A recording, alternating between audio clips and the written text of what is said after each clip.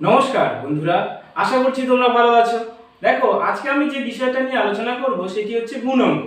দেখো, গুণ অঙ্ক করতে গেলে অনেক সময় আমাদের হাতে ধরা বা অমুক অনেক বিষয়ে ভুল হয়ে থাকে।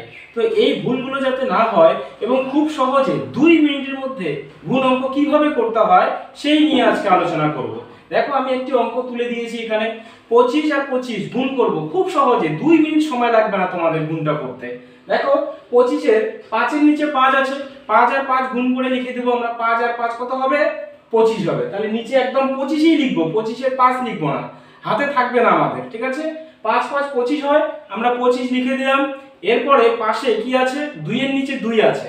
আমরা কি করব, উপরে যে 2 আছে সে 2ই থাকবে, আর নিচে যে 2 আছে সেই 2টাকে এক বেশি ধরবো। এটাকে অঙ্কের ভাষায় বলা হয় একাধিকের পূর্বের, ঠিক আছে? তো আমাদের অত জানতে হবে না। আমরা কি করব, 2 এর নিচে যে 2 আছে সেই 2টাকে এক বেশি ধরবো, অর্থাৎ 3 ধরবো। তাহলে 2 আর 3 গুণ করলে 3 দুগুণে কত হবে?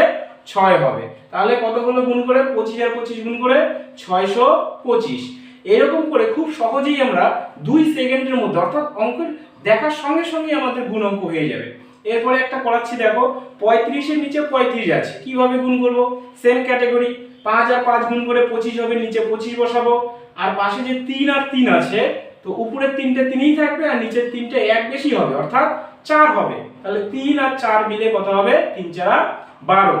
কত হলো গুণ করে? তাহলে 35 আর 35 গুণ করে হলো 1225।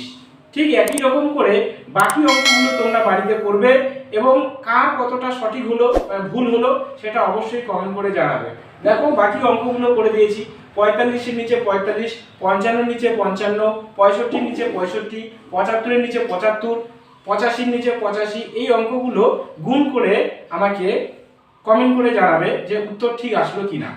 ঠিক আছে, আজকে এতটুকুই থাকলো। এর পরের দিন আবার নতুন টপিক, নতুন গুণ অঙ্ক নিয়ে আলোচনা হবে। নমস্কার।